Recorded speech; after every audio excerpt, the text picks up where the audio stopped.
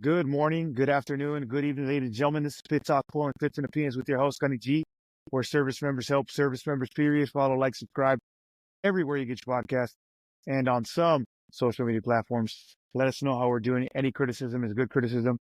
We're going to get right into the meat and potatoes. We got a special guest hailing from DC by the name of Adrian Webb, the Lost Boy Raw, right? Go ahead and say hello. Hello. How we doing, y'all? It's good to finally get you on, man. I know time and time zone difference, schedules. You're a busy guy. Finally got you on though. I'm pretty excited to hear your story, your experience, adversity, resilience, all that good jazz. Yeah. So thank you for coming on. No problem, man. Yeah, time zone thing is always an obstacle that requires overcoming. But we figured it out. Look at us, early in the morning. That's right. Did you get your cup of coffee? We're good to go. There it is. We're set. There it is. It looks like you got it looks like you got a nice little setup there going. What's going on? Oh, yeah, I do. So me and my friends started a podcast, talk about science fiction primarily, but this is my home office. I work remotely for the State Department for, 3 days a week. So I needed a nice little area of my own, not to be harassed by my dog or cat and wife. So, a little fortress of solitude. And that's good. Yeah, it's pretty, got a good view out here, by the way. There's a nice little river right behind my apartment building. It's lovely. But yeah, man, where should we start? Well, first, I didn't even know you had a podcast. You better send me the link. Oh man, it's not even edited yet. I started one early on in around I think like 2015 or so. But I got 5 deep and then had to start my applications for grad school. So everything else kind of fell away. And honestly, it wasn't that impressive. And most of the time it was just me and my friends being drunk. Those conversations were not incredibly stimulating. Funny, at least. My dad liked them. He thought it was a blast. But this one's going to be primarily just about Star Wars and various other things within science fiction. I'm a big fan of science fiction, and I think we've all been kind of overtaken by politics the last couple of years. So if I can talk about anything with my friends, it's not me like freaked out about current political climates. That's probably more healthy. Yeah, right. Keeps the hair and the line going forward, not backwards. Yeah, definitely. Yeah, man. But I guess I can start. Well, so I got out in 2013. I joined the Marine Corps in 2009. I was a communicator. I was a tactical switchboard operator or field wireman, which I don't think they have anymore, which is probably a blessing because that job was kind of useless. You just ended up doing, data stuff anyway, because it's all voice over IP stuff. Mm-hmm. Ultimately, I got sent to a unit called Combat Assault Battalion in Okinawa, which also doesn't exist anymore. Probably for the best, given that we had like 35 tracks and only 10 of them worked at any given time. And so we just cannibalized the rest of them to make sure those 10 worked. And we started selling them, I think, to like Thailand and Korea towards the end of its life. But it was a cool spot, man. I got to go to Jungle Warfare School, which was a blast. You got to go to Leader School. They sent me to a machine gunner school because we didn't have enough machine gunners. That was a blast. I genuinely missed that part of the Marine Corps, definitely not being on duty like yourself currently. It's probably the worst part. Yeah. I guess I was still talking about the Marine Corps experience I had. I guess we start after the Marine Corps. I was stationed at Camp Pendleton at MCY G6. That was a cool spot. I got to work 12 hours, 12 on, 12 off for 6 months towards the end of my enlistment. And honestly, it was not that bad. I mean, I was a watch officer and I got to do like high level IT work for the entire west coast of the Marine Corps, including, Hawaii. It was a blast. I essentially had access to every internet port and phone, and I could disable anyone's certs, on the west coast, which is a lot of fun. I mean, most of the time it was just dealing with like power outages and construction, or like IT issues when a sergeant major didn't know that his computer got unplugged and he was just freaking out that he can't turn his computer on. That kind of thing, that kind of fun stuff. But it was a good spot, and I made a lot of good, got a lot of good connections there, good experience overall. I ended up almost being homeless as a result of that, though, because I came back to my unit with a month with a month left from that little IA, and they didn't let me try to like go find a house to live in. It's like, yo, I'm getting out in like 26 days. Like I have to check out and turn on my gear in, and then go find a place to live. Otherwise, I'm gonna be homeless. Because I don't like. I grew up in Utah, and I'm moving to Long Beach to go to school, and they just didn't understand the context or the requirement. And honestly, they could have been better leaders. That's just the truth. And I don't know. I remember the day I got out of the Marine Corps, I just like went to, I knew it was my last day. So like, all right, I went in to S1. I got my package. They signed it. I'm like, is that it? He's like, yeah, what do you want? Confetti to fall from the ceiling? I'm like, oh shit, okay. It's like, all right. It's like this. People ask this question a lot. It's like, yeah, it's pretty underwhelming, isn't it? I'm like, yeah, it is. All right. So I went, packed my car, and then I drove to San Diego to meet my friend for some drinks. And I'm sitting there like 4 beers deep, and I get a call from my staff sergeant at the time. He's like, Webb, where are you? What do you mean? It's like, why aren't you in formation? It's like, dude, I got out of the Marine Corps today. I'm in San Diego. Like, I'm already, do you want to come back and have a little ceremony for you? I'm like, dude, how did you not know that I'm getting out of the Marine Corps today? It's like, no, man, honestly, Staff Sergeant, it's like, if there's anything you need to say to me, you probably missed an opportunity. It's like, I'm probably never going to see you again. It's like, oh, okay, well, all right.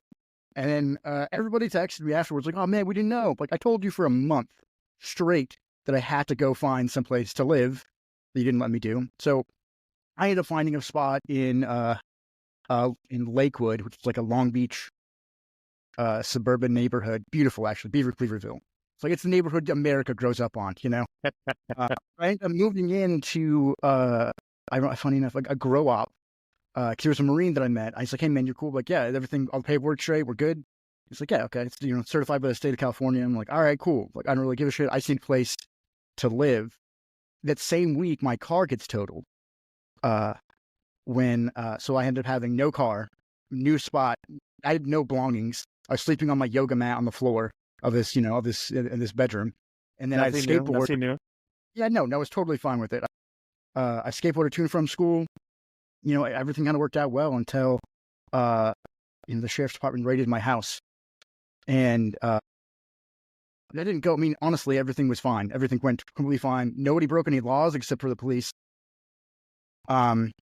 They let me go a couple hours, and I just like, all right, I'm gonna get out of this situation, move to another spot, and that's kind of when everything kind of stabilized, and I got a bed for the first time in like a year. And everything kind of worked out from there. But my initial goal was to study philosophy out of the Marine Corps, and primarily because I went into the Marine Corps at 17 years old, and you're familiar with boot camp. It definitely is it's a hell of a time. What I didn't understand about the real world, I was feeling very alienated. So I didn't expect to feel such kind of like isolation. Like, and also nobody really tells you about like leaving the Marine Corps. And I tell people all the time, especially during this research, I was like it's harder to leave than going in. What they don't because you don't have a group, there's no community for you. It's like everything you know about yourself is in opposition to everybody that's above or below you. So your entire strategy for communication, interpersonally, is very regimented, and you don't really recognize that until like you're actually with a lot more civilians, and it takes a little more time. But I'll tell you, the first day I got into school was a communications class, ironically, and I'm like, I'm Sergeant Webb, like I'm a fucking regulator, I get it, and these two girls, probably like 17, like it's the very beginning, very opening statement from the professor. They're talking in front of me, and the Marine in me didn't know not to tell them to shut the fuck up. So I did. It's like, hey, the instructor's talking to you, right? I mean, you could have like everybody shut up, because I'm so used to yelling at Marines and they're like, oh. And then afterwards, I'm proud of myself about this, by the way. So it worked perfectly. The professor continued, and afterwards she pulled me aside. She goes, hey, did you just get out of the Marine Corps or the military? I'm like, yeah, I did. Actually, I just got out of the Marine Corps in Camp Pendleton. She's like, okay, well, so from now on, don't tell any other students to shut the fuck up, please. It's like, well, they were talking when you were talking. Yes, but it's my classroom. You need to, like, you're a student, you need to, like, just pay attention. It's like, oh, okay. And that kind of was, like, the first moment where I realized, like, okay, I've been, like, institutionalized in a way and there's no one really talking about how to deal with this. So I took it upon myself to Let me before I lose my train of thought. About to say what I was talking to a guy named Elijah Main. He said the same thing. We babysit young individuals to come in, paperwork, this, that, the other, get them fed or whatever the case, whatever have you, just to get them to recruit training.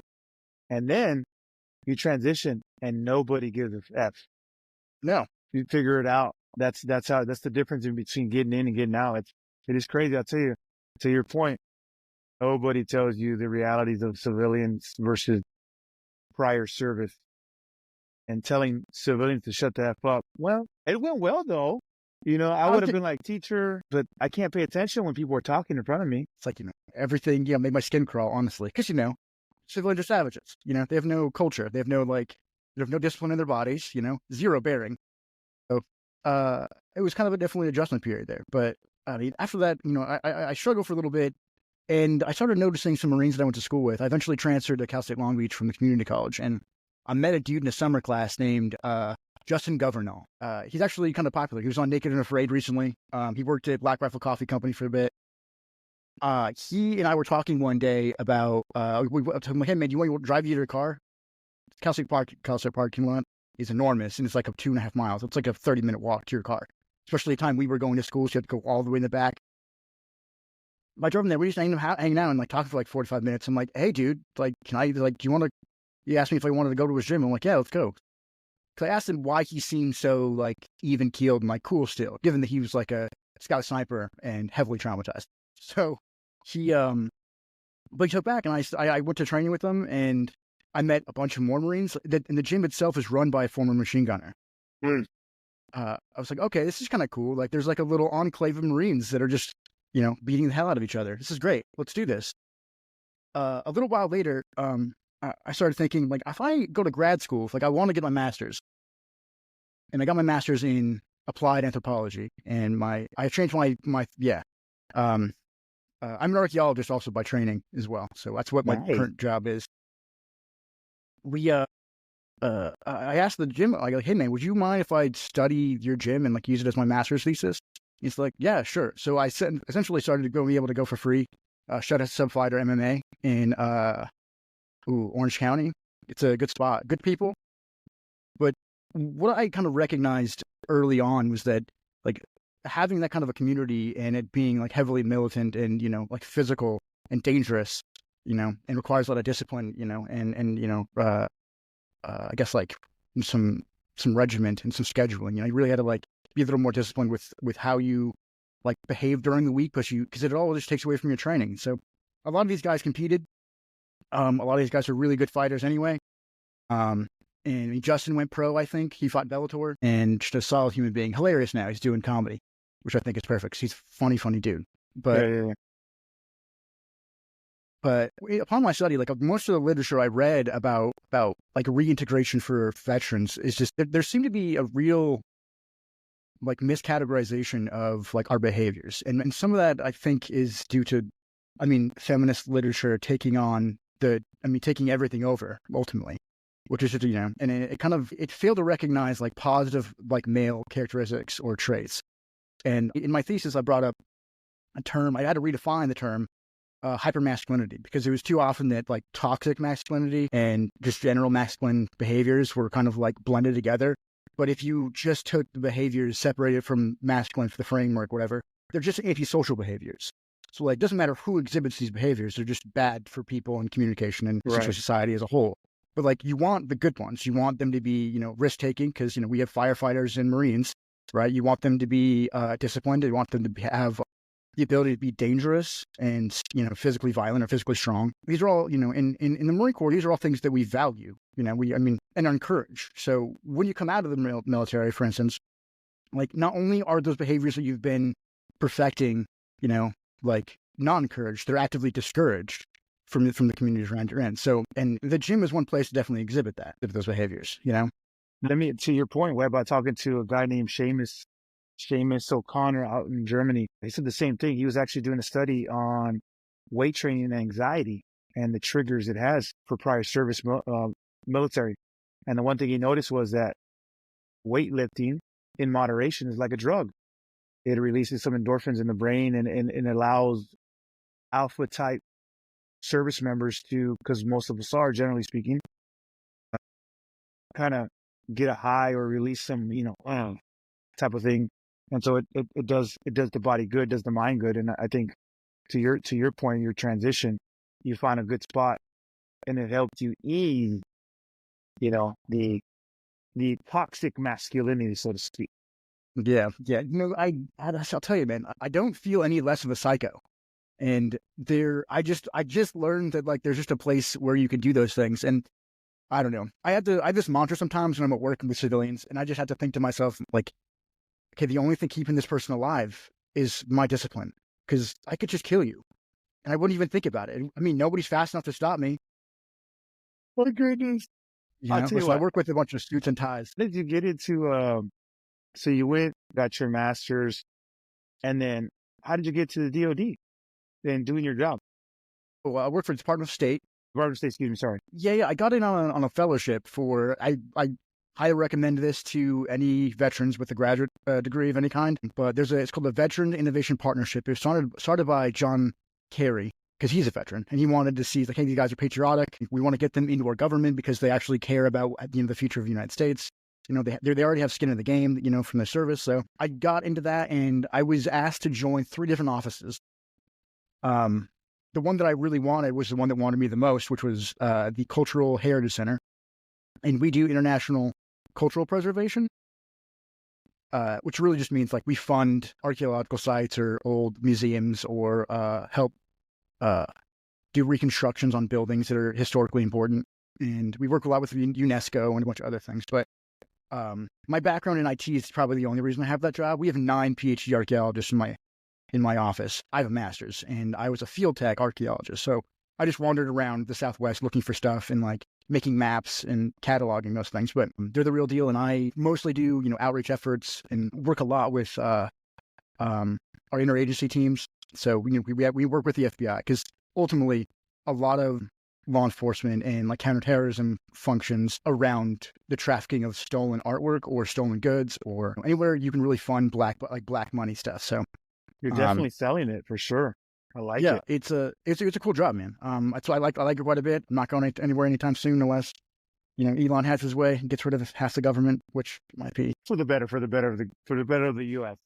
Yeah, I can't, like, what am I willing to sacrifice so that my country does well? Probably everything, So I get it, but yeah. Hey, let me ask you something, Webb. So you're doing good now, but I was talking. I get the privilege of talking to a lot of service members, active duty and veterans alike. And I was talking to one a couple weeks back, maybe 2 weeks back. He said he's been out for 20 plus years now, but he still struggles till this day.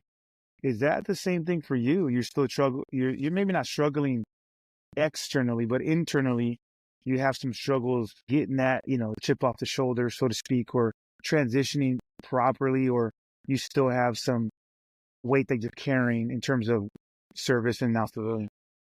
Yeah, I'd say, it never goes away. Like, I don't wake up in the morning and don't think that I'm still not in the Marine Corps. Like, my body and brain is hardwired for, a uniform. Like, I feel like suit and ties are silly in comparison to what I once wore, I don't really have very many friends. I have one friend who's out here from my old unit that's an hour away. We get to hang out occasionally. No, man, I don't think it's going to get, it doesn't go away. It just gets easier. And whether or not that's, you're trying to figure out something else to do with your life that is somewhat important to you. The greatest thing I've ever done is join the Marine Corps. Like, my master's degree was easy in comparison. And also, I'm not nearly as proud of it as I was, when I got promoted to corporal, for instance. Right. That was a hell of a thing for me.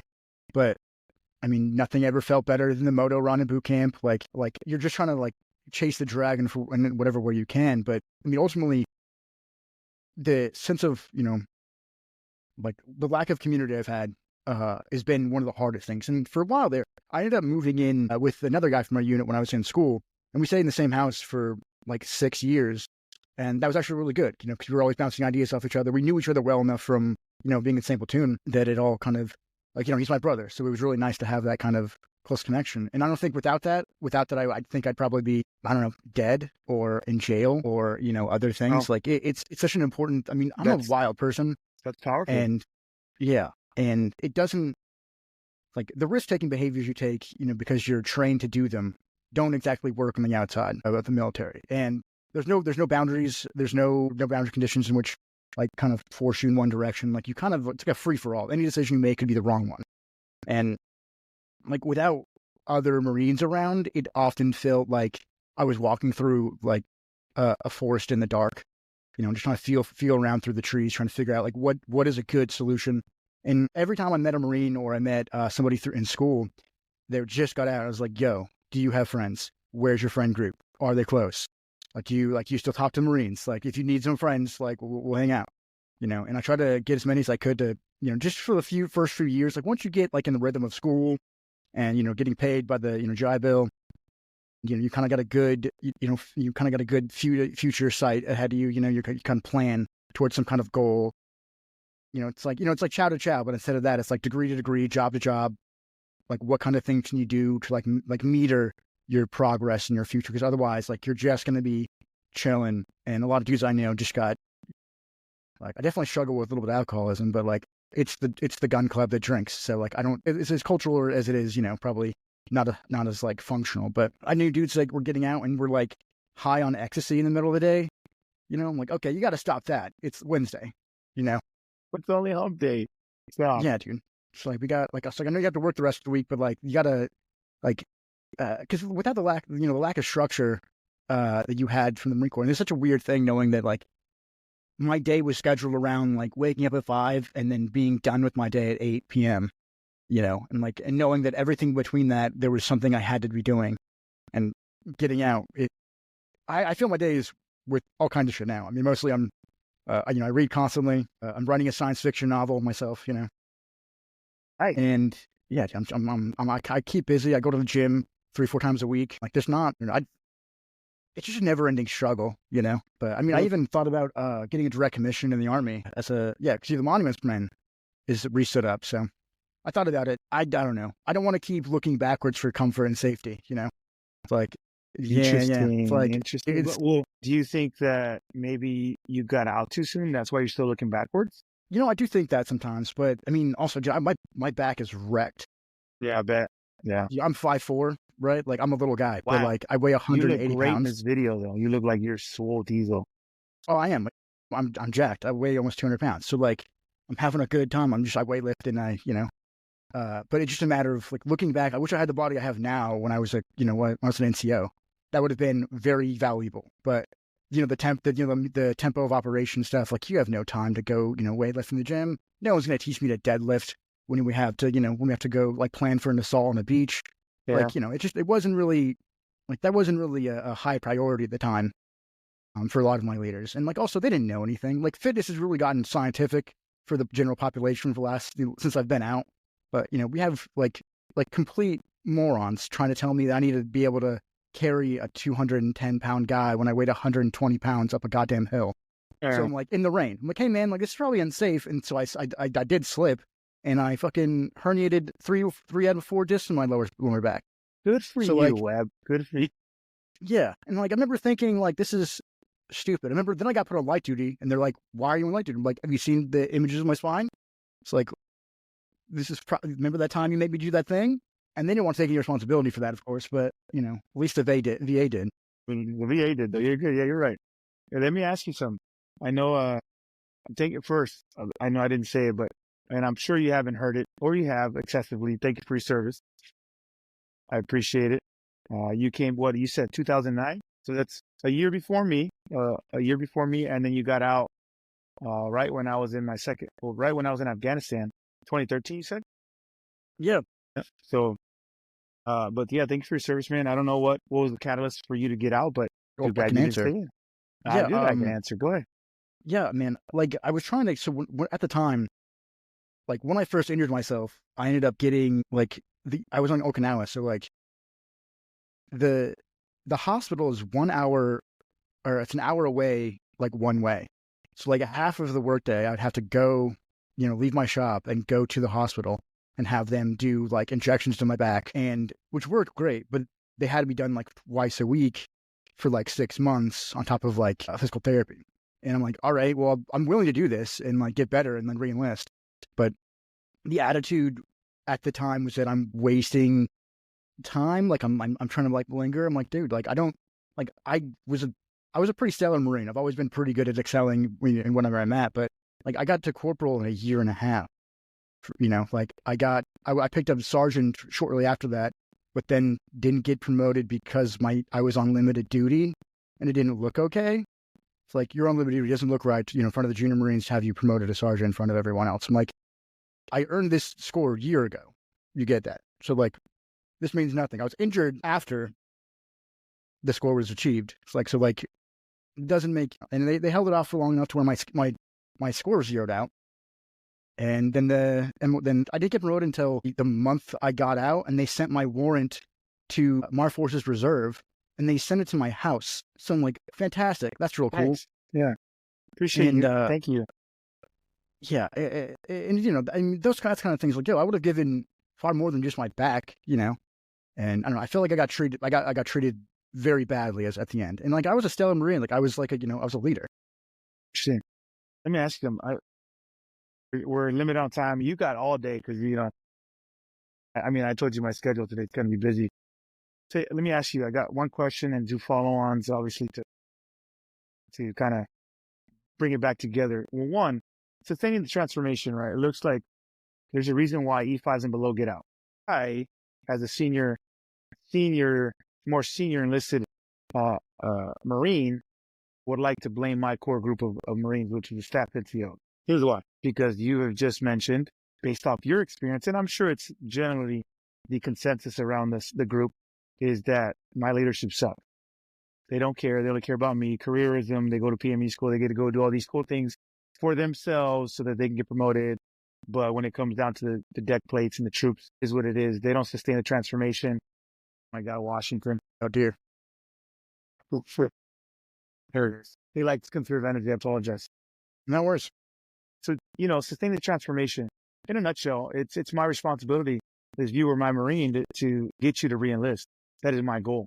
Why? Because I need the best possible talent to stay in so that the organization can function correctly. We didn't do that with you. It seems like you were tainted, and that was the reason why. Yes? No? Maybe so?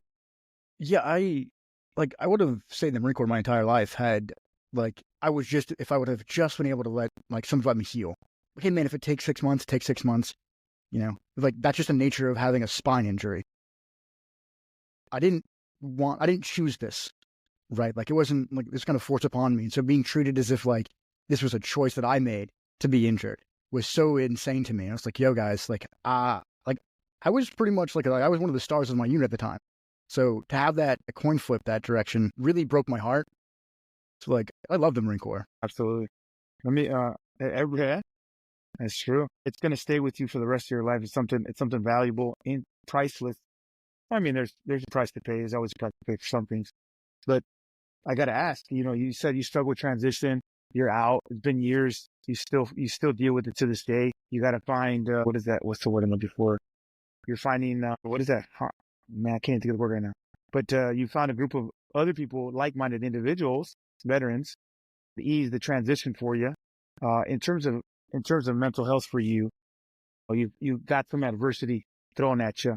And when life throws something at you, it definitely shows you who you are as an individual. You're obviously successful. I can see you. You're not in jail. You're not dying. I'm not doing a podcast with somebody in jail. So it's a good thing that, adversity hits you in the face. Outside of community, what's something intangible that you can provide to the listeners? Hey, look, this is what helped me individually, right? Outside of community. I don't know. I definitely, it's hard to say, man, because I think, ultimately one of the main reasons we struggle so hard when we get out is because of our community. But I'd say that, yeah, man, I don't know. It's hard to say because honestly, man, I have if I didn't have school to focus on individually, if I didn't have a goal or some kind of plan to execute, I would just be drunk all the time, and absent of that, because, when you're in, you have the mission goals, you have, your whatever your squad platoon's doing, you have, whatever the larger unit or the, division's trying to do and accomplish. And I mean, that's definitely more easily said now with like third meth doing all that it's doing in the the literal scheduling and whatnot. So, but I think the best thing you can do is like just build a plan and, meet your reasonable goals, but don't shoot too high that it's impossible to do, but also do something challenging enough to where it will force you to contend with yourself and force you to flex those same muscles you learned in the Marine Corps. Like I would wake up at 8 a.m. and I would study and research for roughly 12 hours, and I'd take a break in the middle to work out. But then at 8:30 I'd be done and I'd cook dinner and I could hang out. But you can ask my wife now; she hated that time period because I was a slave to sitting in front of my computer and reading all these books and things. At some point, I was reading 9 books a month for like 2 years. That was a lot, and also the most frustrating part. I struggle reading this, and it's like 50 pages at the time that I have. Damn, dude, that's crazy. That's good advice, though. You can find something that is going to take your time. That's actually challenging. That's good outside of community, because community is probably one of the reasons why you're not drunk all day, every day, and probably not divorced right now. So that's really good. I will say, let's bring it back in. You obviously transitioned. You obviously had some adversity. You obviously were resilient based off of certain things. But I got to ask, in my opinion, I think we're normalizing. Well, let me backtrack. Suicide is at the forefront of a lot of things now. And I don't know why, but I got to ask, what is it that they're struggling with, and what is it that you can provide them in terms of tools for their tool bag, so that when they do transition, they're not facing the same things and they're not taking that 30-inch step in the wrong direction. And then we'll get into the last little bit. Yeah, man, thing is, I've lost more guys to suicide than I did in combat. So like 5 suicides in the last 10 years or so, and 3 or 4 I think in when I was serving. But I mean, that's a lot easier to deal with. Like a pressure plate's a pressure plate no matter what. But like you'll see suddenly on Facebook or Instagram that one of your boys like hung himself. You're like, oh God. It's like, that's not the same. There's like an emptiness there that I don't. I mean, and you lose touch and stuff, but I don't know. Know yourself well enough, I think, to like seek the help you need. Like I've been in and out of like, outpatient treatment for depression and anxiety and things. I mean, granted, I definitely think I have a little bit of brain damage from a bunch of explosions, but like that's neither here nor there. I mean, also being concussed doing mixed martial arts wasn't super helpful either, but like knew enough about where I usually am at to know that like, oh, this is not like, if this goes anywhere, if it gets any worse, like I'm definitely gonna start a pistol. So we gotta take early action when you start feeling that way. And also, your friends aren't the best people to get help from. I will tell you though, I have a rough perspective on the VA and generally psychology in general. They offered me a handful of pills when I first went into the VA, and I was like, get the fuck out of here with that. Absolutely not. It's like, we can do CBT, we can do like, I was educated enough to know like there's probably some things we could do, like cognitive behavioral therapy. I did light therapy, transcranial magnetic stimulation to heal some of the damaged areas of my brain. I did neural feedback training, which is pretty cool. And all this designed to like help you self-regulate better and not seek, the comfort of a pill bottle. And I don't trust these fools. I just don't. Somebody had the DSM for right, and they had like another book in their hand reading off-label prescriptions of certain drugs they wanted to give me, and they're just sitting there. It's like, what do you think about that? I'm like, I don't know, doc. This is your job. I'm not doing any of this because you have to look it up in the book. 1 second, Adrian. 1 second. Exhibit CDO, Gunny Garcia. What's this for? Okay, what's up? Okay, sounds good. Thanks, boss. Appreciate it. All right. Sorry about that. I'll edit it out. But you said, okay, well, how are you going to read me a list? You're supposed to be the provider. Jesus, what the frick? Yeah, I couldn't handle that at all. So I'm like, all right, so I'm not going to trust you with my mental health because, you read all the like the downsides is that you could also increase the suicidal thoughts and your anxiety by taking Prozac, for instance, which they wanted to give me. I'm like, well, that seems kind of like counterproductive, don't you think? Like if that's one of the leading side effects is like you might feel even worse than you do before. So all right, like I can suffer. I'm good at this, being, you're a Marine, you can figure it out. Like you've been in worse situations and like this one just in your own head. Okay, cool. Because on paper, everything was going fine. I'm in school, I'm being paid okay. I'm well fed, no one's trying to kill me actively. Cool. But I think that I do blame like the colleges of education and psychology for treating veterans like wounded puppies.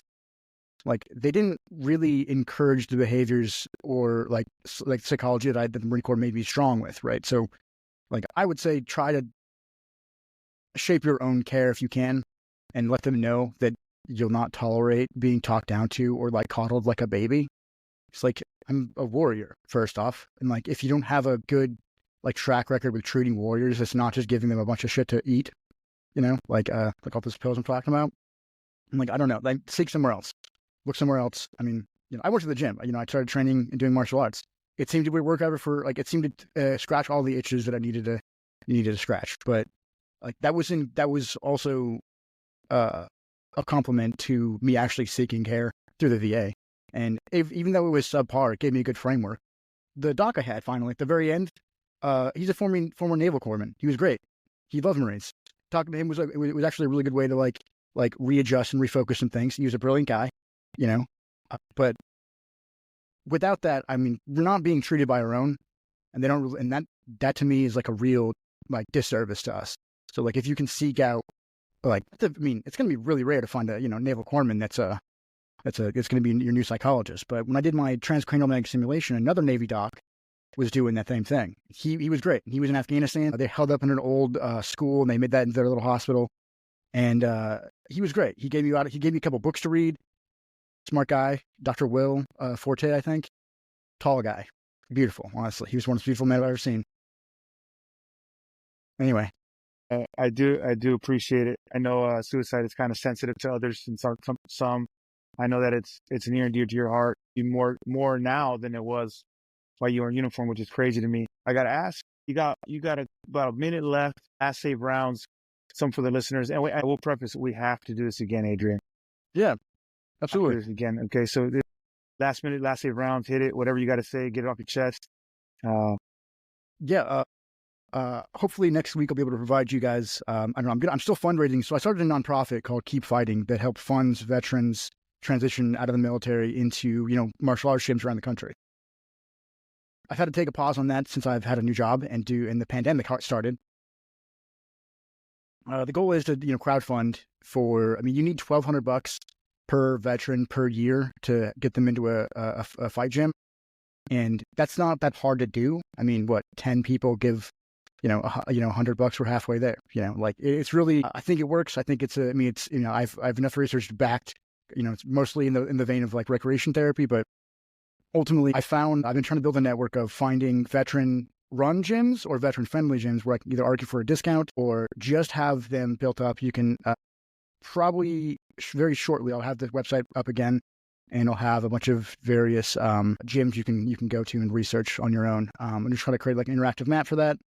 But the goal for that is just, I know that it'll work for me, and it'll give you a good community to fall into that actually appreciates and respect your values, where you don't have to, you don't have to censor yourself. You can just be the veteran that you are, and I think that it works wonders, so that's the main goal. I'll get everything together, and I'll have you maybe link into your notes for your website. Yeah, other than that, like that was my motivation in 2020 when I first got out of my grads program. Was I'm gonna use this research for good. I'm going to make this thing into and I have a documentary as well on the on YouTube. I can send that to you. Yeah, hell yeah. It essentially tells the story of the veterans that I met at Subfighter MMA. That's just it's good. It's always good to give back to the community. You find purpose in that. Ladies and gentlemen, Spit Talk, Blowing Pits in the Pins with your host, Gunny G, where service members help service members. Follow, like, subscribe, every podcast. I'm also social media platforms. Let us know what we're doing. Me and Adrian, though, we out. I'll talk to you later, okay? See y'all. Yeah, man. Later. Absolutely.